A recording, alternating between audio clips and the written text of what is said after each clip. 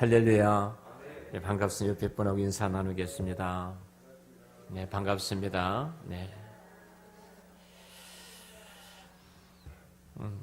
회복이라는 주제로 오늘 5번째 시간 말씀을 나누고자 합니다. 특별히 오늘은 잃어버린 자신감을 회복시켜 주시는 하나님을 저와 여러분이 만나 다시 한번 예수 그리스도 복음에서 힘차게 일어서는 귀한 시간이 되시기를 축원합니다. 제가 여러분에게 이 아침 질문을 좀 하나 하고 싶은데요. 나는 참 내가 잘난 사람이다 이렇게 생각하시는 분 있으면 손 한번 들어보실래요? 한 분이 계신데 굉장히 교만하신 것 같습니다. 뒤를 돌아보지 마시죠. 제가 손 들었습니다. 사실 내가 잘났다고 생각하는 사람은 거의 없습니다. 그 이유는 무엇이냐면 늘 우리는 상대적으로 다른 사람과 비교하기 때문에 비교 대상으로 서서 바라보면은 많은 부분이 부족하다고 여겨지지요. 그런데 하나님 앞에 저와 여러분이 서는 순간 이 땅에서 저와 여러분 가장 잘난 사람이 될 줄로 믿습니다. 이 은혜가 있으시기를 축원합니다. 한때 세계 CEO 가운데 가장 최고의 경영자였던 경영의 아버지라고 하는 분이 계십니다. 우리나라의 경영의 신이라는 이 책으로 이제 번역이 되기도 했는데요. 잭 월츠라는 분인데 이분이 그가 이렇게 성공한 이유를 설명을 합니다. 그 이유는 무엇이냐면 이번에 제너럴 일렉트릭이라는 이 회사에 120억 불이라는 매출을 올린 회사인데 몇 년 만에 4,500불로 성장을 시켰던 분이에요. 그리고 한 달에 받는 돈이 18억 불, 그리고 매일 쓴 돈이 이렇게 한 달 쓴 돈이 4억 불 정도 된다고 그래요. 4억 불이니까 계산을 해봤습니다. 제가 도대체 얼마를 한 달에 쓰는가. 이분이 개인적으로 쓰는 돈이 4억 불이니까 여러 가지 이유도 있겠지만 한 5천억 정도 본인이 쓰고 다니지 않는가 할 정도로 대단한 부자입니다. 근데 자기가 이렇게 성공했던 이유는 어머니에게 공을 돌립니다. 그 어머니가 학교에서 이제 성적표를 받아가지고 오면은 예를 들면 A학점이 4개인데 B학점 하나 맞았습니다. 그럼 B학점 맞은 이유를 어머니가 묻는 거예요. 왜 그렇게 됐는지 쭉 묻는 다음에 4과목의 A학점에 대해서 칭찬을 아끼지 않고 쏟아부었답니다. 근데 이 친구가 말을 더듬어요. 말을 더듬어. 그러니까 많이 놀림을 받습니다. 말을 더듬기 때문에. 근데 어머니가 이것 때문에 어머니가 이 친구에게 뭐라고 말을 하냐면 네가 말을 더듬는 것은 너의 머리가 너무너무 뛰어난데 네 혀와 네 입이 그 머리를 따라가지 못한다. 그러니까 말이 더듬을 수밖에 없다. 이렇게 격려를 한 것입니다. 그러니까 결국은 친구들이 말을 더듬는 것에 대해서 이야기를 할 때마다 아무리 말을 잘하는 사람도 너의 머리를 따라올 수 있는 사람은 아무도 없다. 저도 굉장히 말이 빠른 사람이었습니다. 굉장히 많이 빨라서 제가 초등학교 때 반장을 했는데요. 말을 못 알아면 앞으로 나란히 하잖아요. 그게 앞으로밖에 못 알아들어요. 얼마나 빨리 하든지. 별명이 오토바이였습니다. 자꾸 말이 빠르다고 집에서 천천히 이렇게 말해 나중에는 말을 안 하게 되더라고요. 괜찮아, 너는 말이 빠른데 아나운서가 될 거야. 이랬더라면 제가 대단한 말을 잘했던 사람이 될 겁니다. 나중에는 말을 더듬게 되더라고요. 결국은 우리가 사실은 내가 연약한 부분이 있을지라도 그것이 격려를 받고 그것이 우리를 응원할 때 우리는 그것이 힘이 되어지는 것을 우리 삶 속에서도 보고 있지 않습니까? 오늘 성경에 보면은 우리 아브라함이 등장합니다. 아브라함은 우리가 잘 아는 것처럼 40년 동안 바로의 궁전에서 왕자로서 학습했던 사람이고요. 자기 조국과 민족을 위해서 뭔가 해보려다가 한 사람을 죽이게 되어지고 그 살인자 누명을 쓰고 광야에 도망가서 40년 동안 살아가는 비참한 인생의 사람이었습니다. 하나님이 아브라함을 찾아오신 겁니다. 찾아오셔서 하나님께서 이 아브라함의 자신감을 회복시켜 주시는데 하나님과 이 모세와 이 대화 가운데요. 이 모습을 보면은 진짜 하나님께서 액을 복고를 한 것 같아요. 모세 너가 없으면 나는 아무것도 못해. 이렇게 말하면서 액을 복고를 하면서 모세를 통해서 일하시기 위해서 안달이 난 것처럼 하나님의 모세를 붙들고 지금 말씀하고 있는 것을 오늘 본문에서 보게 되잖아요. 여러분, 모세는 실패자였습니다. 그런 패배감에 빠져서 그냥 주눅이 들어서 살아갔던 사람입니다. 광야에서 40년 동안 양치는 목동으로 살아왔던 사람 아닙니까? 근데 하나님은 성경의 인물들 가운데 실패했던 사람들 한 번도 그 실패를 끄집어내서 말씀하신 적이 없어요. 여러분, 우리가 잘 아는 아브라함 어떻습니까? 아브라함은 얼마나 비참하게 실패를 했습니까? 사실은 자기 그 아내를 2번씩이나 누이라고, 자기 목숨 부지하기 위해서 누이라고 했던 사람이 아브라함이 아닙니까? 근데 그걸 하나님께서 문제 삼지를 않으셔요. 그리고 오히려 격려하시면서 하나님의 위대한 일을 감당하도록 역사하신 것을 보게 되죠. 여러분, 베드로는 예수님을 모른다고 3번이나 부인했던 사람 아닙니까? 근데 예수님이 그리고 모른다고 도망갔던 갈릴리 호수에 찾아가셔서 뭐라고 말씀하세요? 과거에 3번씩 부인했던, 저주하고 맹세했던 이 베드로의 과거의 그 아픔들을 끄집어내서 말씀하지 않으십니다. 너 왜 그랬어? 이렇게 책망하지 않으셔요. 오히려 너가 나를 사랑하느냐? 내 양을 먹여라, 내 양을 치라, 내 양을 먹여라. 단 한마디도 실패를 가지고 말씀하시질 않으셨어요. 여러분, 이 시간 저와 여러분 속에 실패하는 과거가 있다면, 그것을 통해서 이래가신 하나님을 바라보고 더 이상 그 과거에 매이지 않기를 주의 이름으로 축원합니다. 연세대학교 김 교수님, 제가 기억이 지금 이름 성함이 기억이 안 나는데요. 제가 공부를 할 때 이 선생님께서 이렇게 말씀하셨어요. 책도 나왔습니다. 실패는 실패의 어머니입니다. 이 책이 나왔어요. 실패는 성공의 어머니가 아니라는 겁니다. 실패를 하고 나면 대부분 100명 가운데 한 사람 정도 성공할까? 나머지는 계속 그 실패의 연속이라는 거예요. 왜냐하면 그 실패의 과거가 그 사람을 묶고 있기 때문이다. 그 말이 맞는 것 같습니다.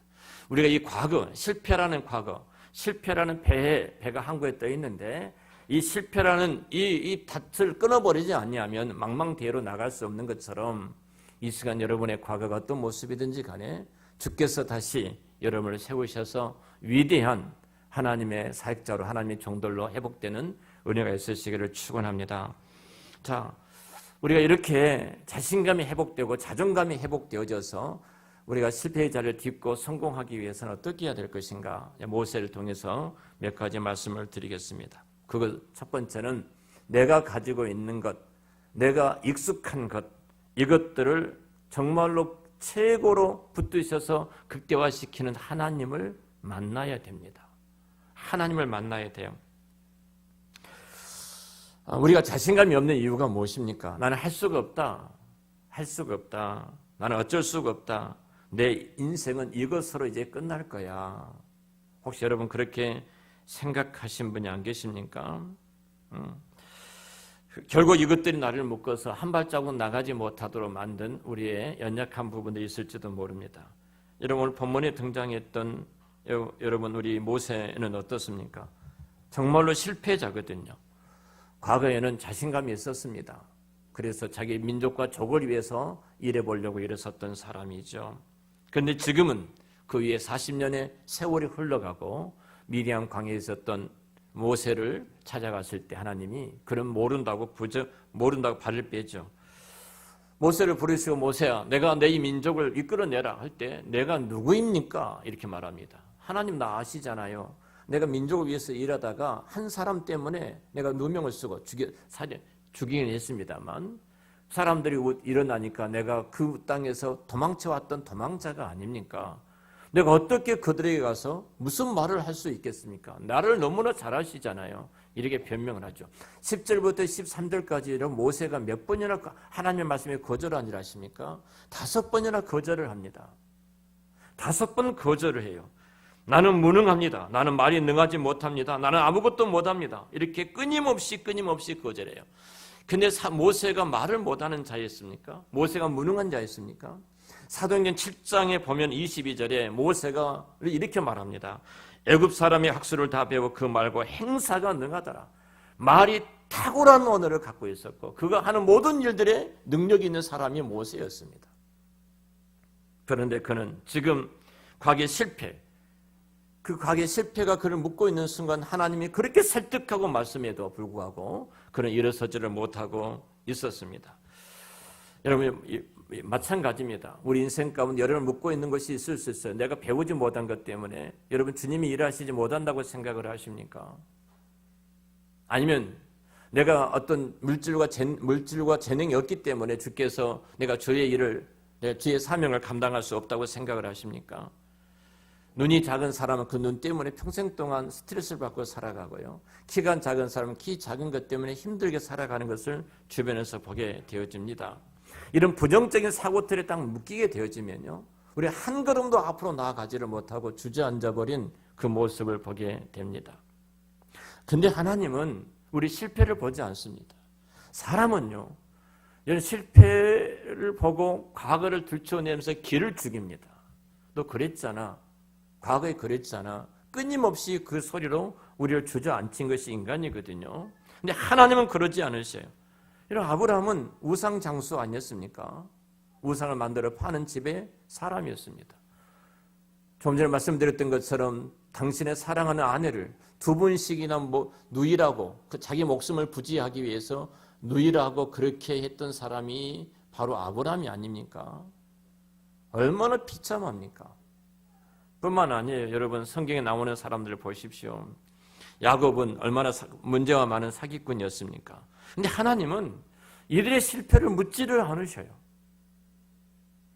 그리고 하나님은 그들을 찾아가셔서 붙들어서 사용하신 것을 보게 되거든요. 베드로는 예수를 모른다고 3번씩이나 부인했습니다. 그런데 하나님은 그 베드로를 찾아가셔서 우리 주님께서 사명을 맡겨주시지 않습니까? 여러분, 하나님은 그렇습니다. 여러분, 과거에 어떤 실패와 어떤 어머님이 있다고 할지라도 그것 가지고 주님을 말씀을 하시지 않습니다. 오히려 그것을 어루만져 주시고 그것을 싸매 주시며 오히려 그것이 주님 앞에 올려질 때, 주님 앞에 들려질 때 하나님 그것을 통해서 위대한 기적을 이루는 축복의 통로로 사용하실 줄로 믿습니다.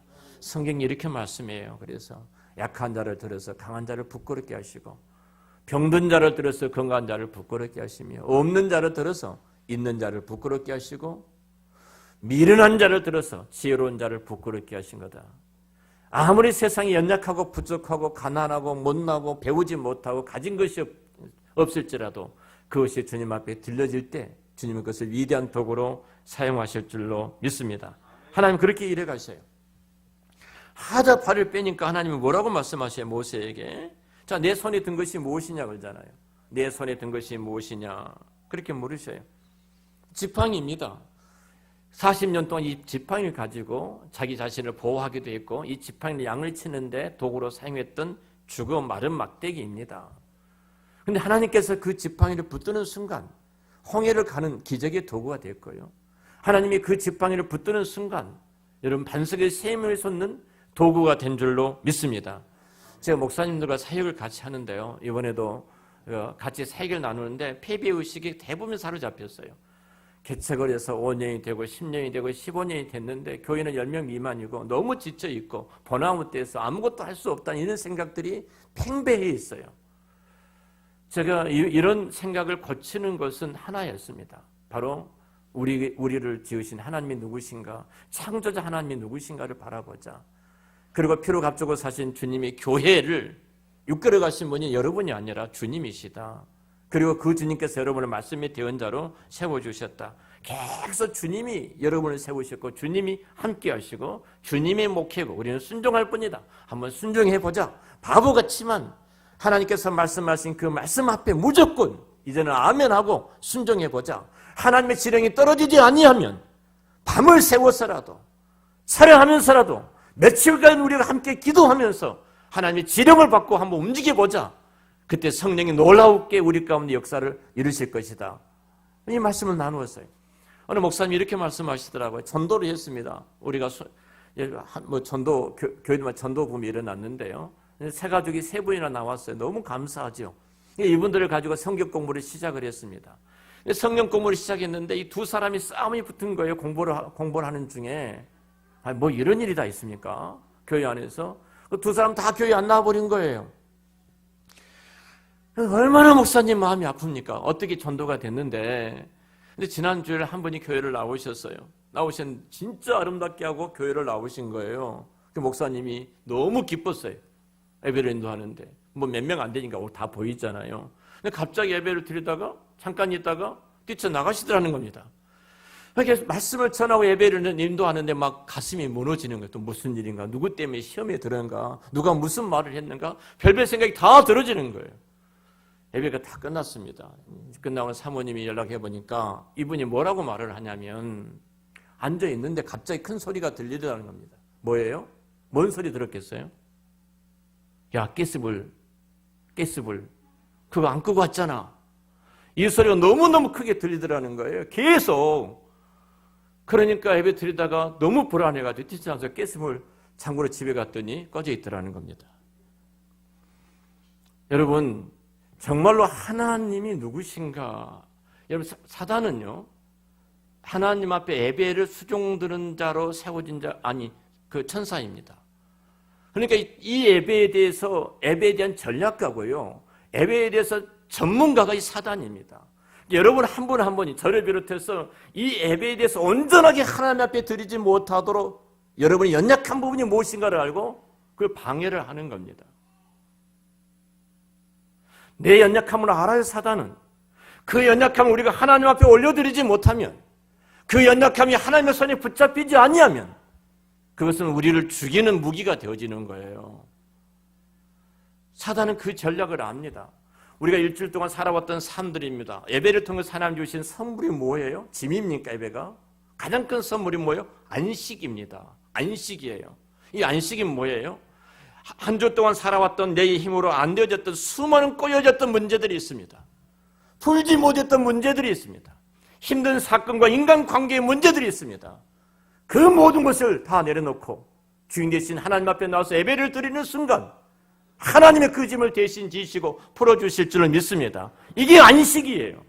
하나님 앞에 우리가 예배드리는 순간 이 세상이 갖지 못한 평화와 안식을 누리게 될 줄을 믿습니다. 근데 사단은 이 전략을 알아요.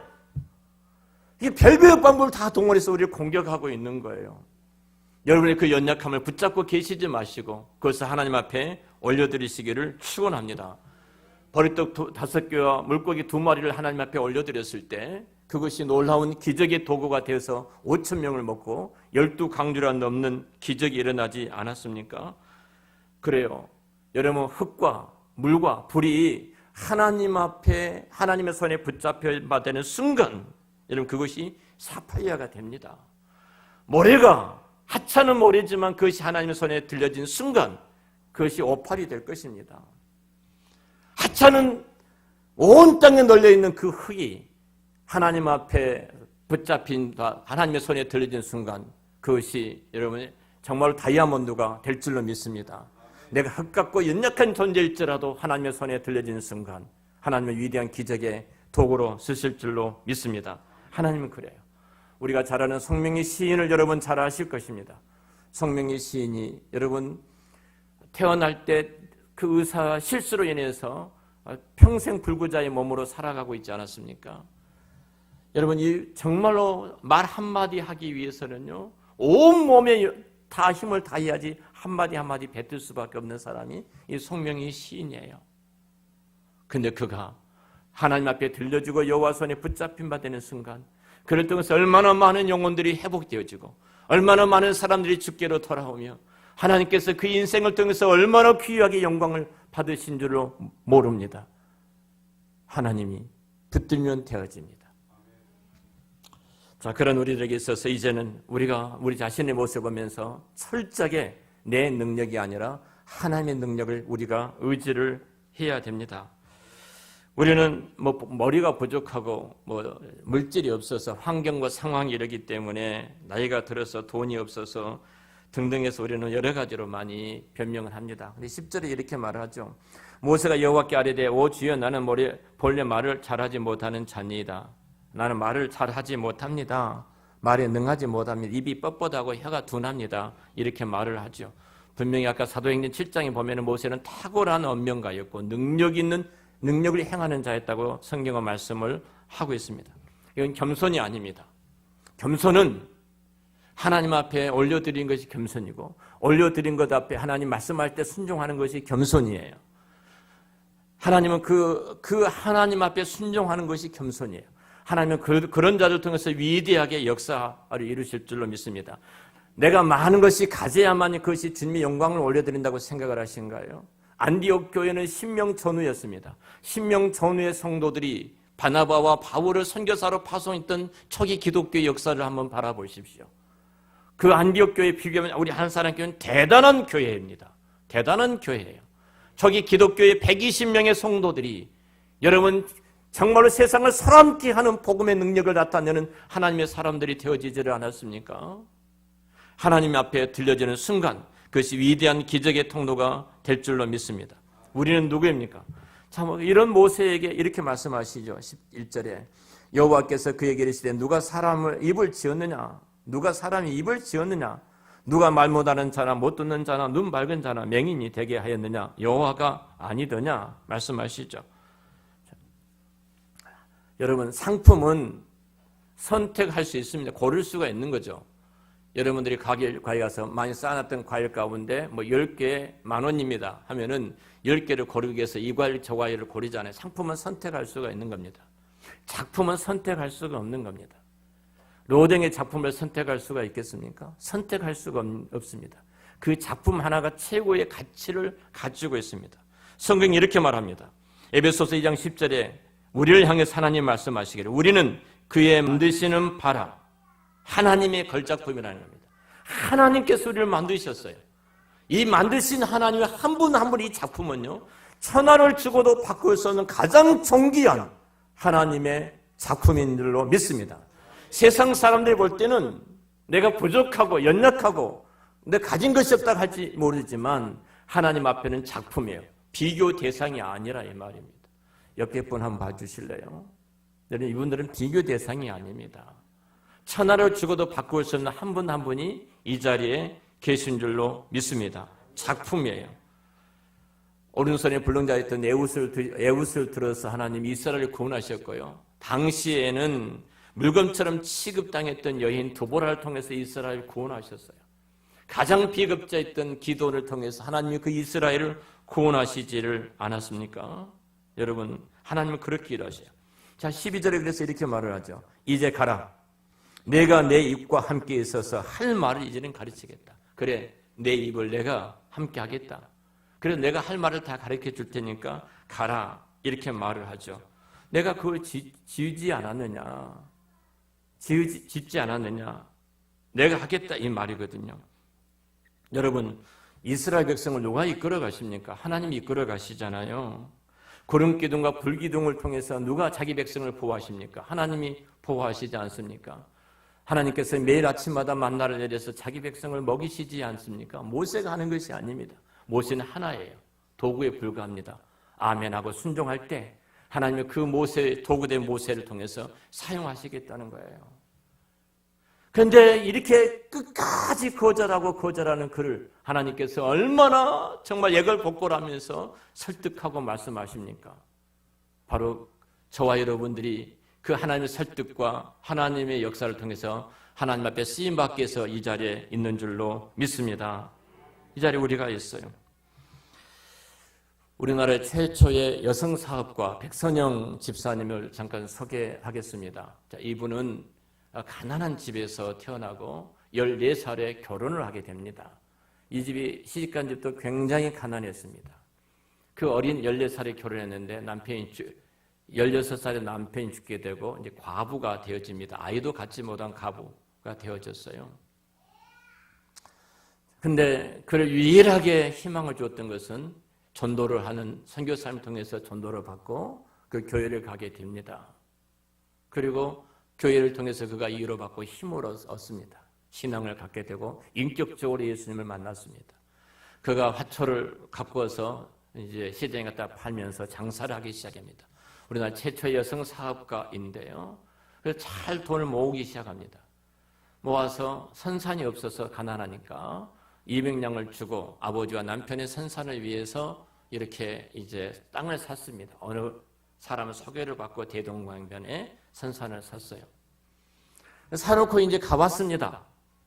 얼마나 기뻤겠습니까? 가봤는데 그 산은 쓸 수가 없는 돌산이었습니다. 돌산이었어요.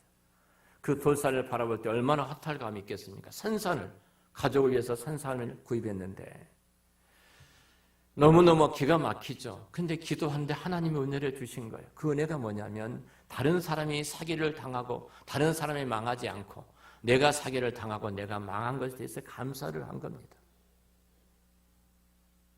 하나님이 이런 자기 백성을 내버려 두시겠습니까?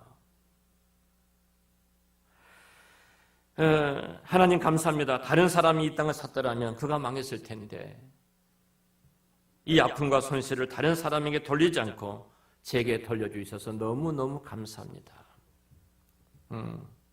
평양 시내에는 백집사가 땅을 잘못 사서 망했다는 소문이 자자하게 퍼졌습니다. 그런데 얼마 지나지 않아서 한 일본인이 찾아온 겁니다. 대동강에 이렇게 다리를 놓고 하는데 시멘트를 이제 만들어야 되는데 지질 조사를 하다가 이 산이 석회로 된 돌산이 어마어마한 석회로 된 돌산인 것을 알게 되어졌어요. 그리고 이것을 흥정을 해서 이제 팔게 됩니다. 얼마를 받은 줄 아십니까? 아신 분? 자, 지금으로 돈이요. 300억입니다. 300억. 상상도 할 수 없는 돈을 받게 되죠. 300억을 받게 되는데요. 이 300을 그 백선행 자선단체를 만들죠. 그리고 학교를 세웁니다. 숭실대학교에 전신순실대학교를 세웠습니다. 평양신학교를 세웠습니다. 뿐만 아니라 그가 광성소학교와 창덕소학교를 세웁니다. 그리고 학교를 세워서 다 기증을 합니다. 기독교회관을 세우고 다리를 놓는 이 일을 합니다. 16살에 혼자 되신 분입니다. 16살에. 숭실대학에 가면은 이 백선행 이 집사님의 상이 그대로 아내가 박물관에 있습니다. 81세 세상을 떠나게 됩니다. 그때 평양에 얼마나 장례할 때 많이 모였느냐면요. 1만 명이 모였습니다. 지금은 1만 명이 크게 안 보이죠. 그 당시는 어마어마한 숫자입니다. 1만 명이 이 장례식에 모이게 됩니다. 16살에 14살에 결혼해서 16살 남편이 혼자 가부로서 평생을 살아갔던 이 불행한 한 여인. 하나님께서 예수를 인격적으로 만나가 주께서 그를 붙잡는 순간 하나님이 그를 역사 속에 우리 민족 역사 속에 얼마나 위대하게 쓰셨습니까?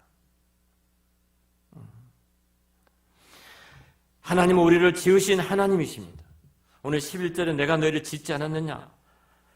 말 못하는 것, 내가 능력이 없는 것, 지혜가 없는 것, 돈, 명예, 재능이 없다고 핑계할 필요가 없습니다. 하나님이 다 온 우주와 만물을 만들어 놓으셨습니다. 12절에 우리가 해야 할 말을 가르쳐 주십니다. 15절에 또 보면은 우리가 행할 일을 가르쳐 주십니다.